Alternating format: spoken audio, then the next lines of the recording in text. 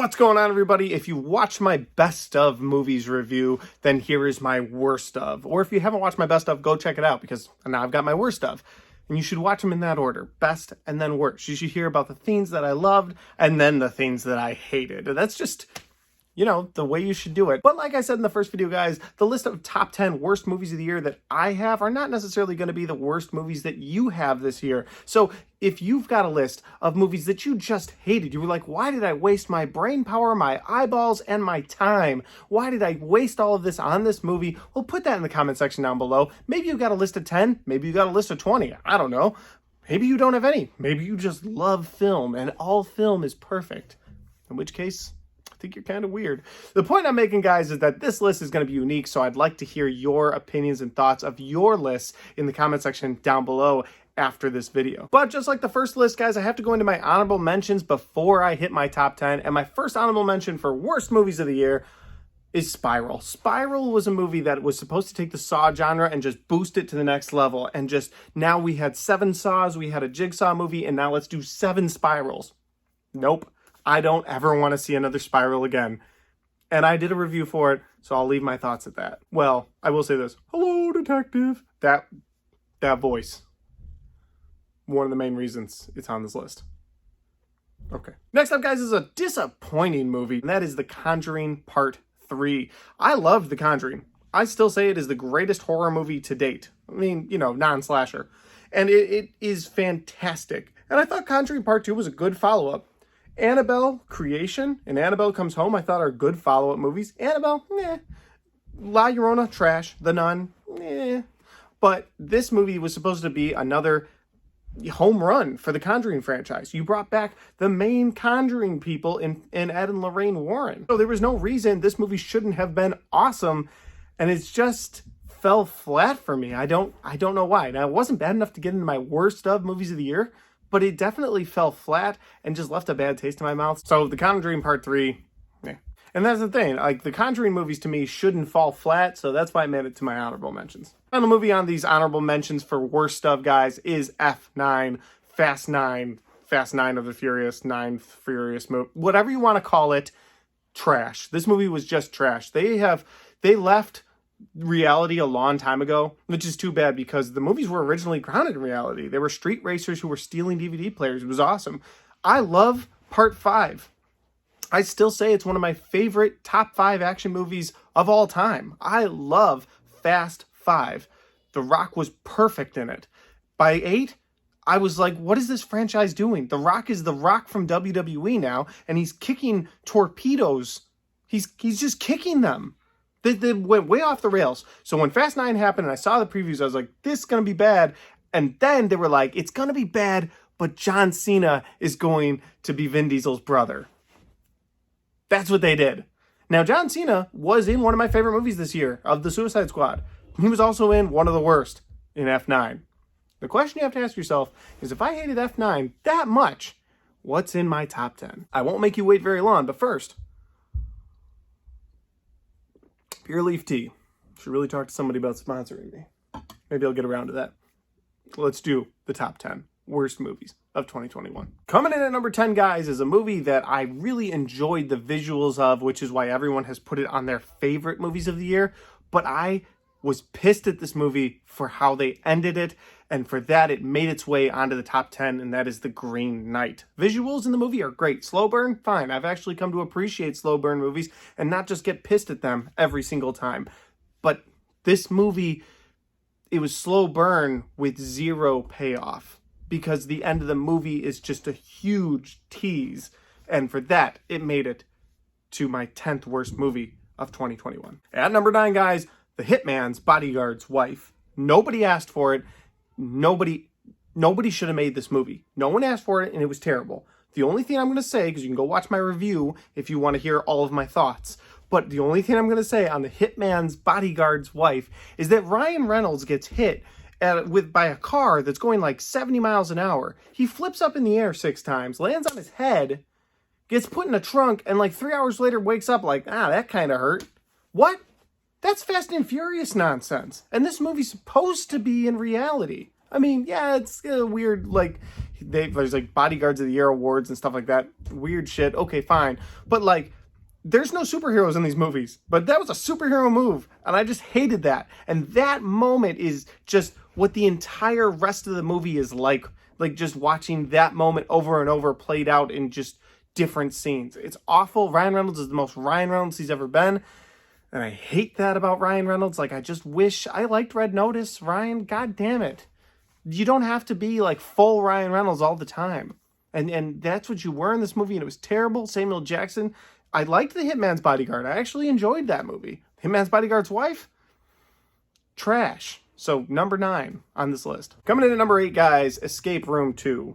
Too little, too late is what they should have called it, for reasons of like the movie just taking so long to come out after the previous one, and the previous one didn't end on that great of a note anyway, and they're like, no, we're going to build a whole movie on that. Anyway, the movie was called Tournament of Champions, and what the movie did was they brought in champions from games you hadn't seen, and then, you know, the one game we have seen, and they're like, you guys are all gonna, like, play this game to the death. And it's a cool concept, executed terribly. And the end of the movie is the same ending as the first movie. It's the same ending. It is the same scene, the same ending, and it was predictable from a mile away. Like, the therapist was the bad guy. Really? We knew.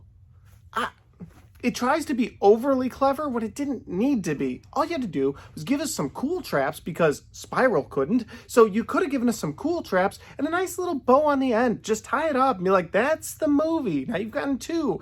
And then I'd be okay with you like starting the games again in Escape Room 3. I'd be okay with that. But no, you had to end with the exact same scene as the first movie. And for that, you are number 8 on this list. Coming in at number 7, guys, the man has made masterpieces, in my opinion, and flops in everyone's opinion, and that is Old. M. Night Shyamalan strikes again, and this time it's a strikeout. I didn't like this movie. This movie tried to be deeper than it needed to be, and it also didn't have a Shyamalan twist. It didn't. The only Shyamalan twist that maybe it had was that the little boy was remembered as an older man because of the conversation he just had with the cop a couple hours earlier. Dumb. Otherwise, there is no Shyamalan twist.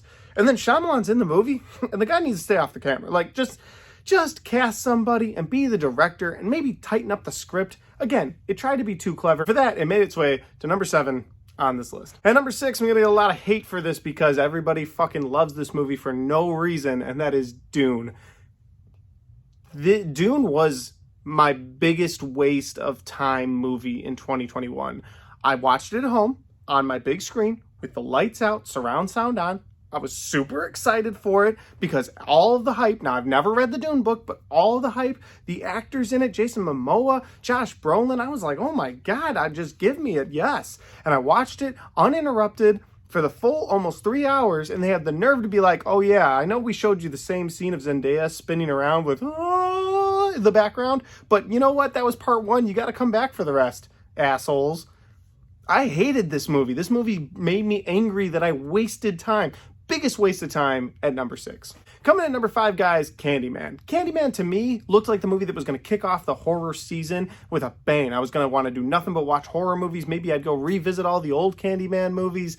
And then I saw it, and I was like, oh, so that was just propaganda. Like, okay, that's nice. Like, that's what it felt like to me. It didn't feel like a horror movie. It felt like somebody with an agenda just pushing their way in. Like, worse than Jordan Peele normally does in his movies. It just felt like an agenda being pushed at me through the screen at the movie theater. And for that, it made its way to number 5. Coming in at number 4, guys, is a movie that started promising, had a 10-minute scene that I absolutely loved with an assassin, and then ended horribly, and that is Cop Shop. Gerard Butler is in this movie. And I feel like every other year he does a movie for a paycheck, and then he does a disaster movie, and then he does a movie for a paycheck, and then he does a disaster movie. Like, what happened to him, man? He was in one of my favorite thrillers with Jamie Foxx, which I can't think of off the top of my head right now, and he was also in 300. Those were 2 great movies. Why can't I think of that movie? Whatever. The point is, he was in some great movies, and then now this is what he does. It's like paycheck, planet movie, paycheck, planet movie. I think he's been in 3 Earth catastrophe movies. 3? Really? Why? But we'll talk about Cop Shop for a second here because I never made a review for it. That movie, like I said, it started promising. Hitman gets himself put in jail, and then Gerard Butler gets himself put in jail so he can go after that hitman in jail. That's a cool idea. In the police station, it's all kind of ruckus happening, and they're getting ready to close, and things are getting shut down. And then an assassin shows up, and this guy is awesome. Again, best 10 minutes of the movie have this guy in it. I don't know his name, but he was hilarious and also just violent, like brutally violent, and I loved it. And I was like, all right, this is the movie I came for. Ah, he's dead. Uh-oh. And sure enough, as soon as they got rid of that guy, the movie just right downhill.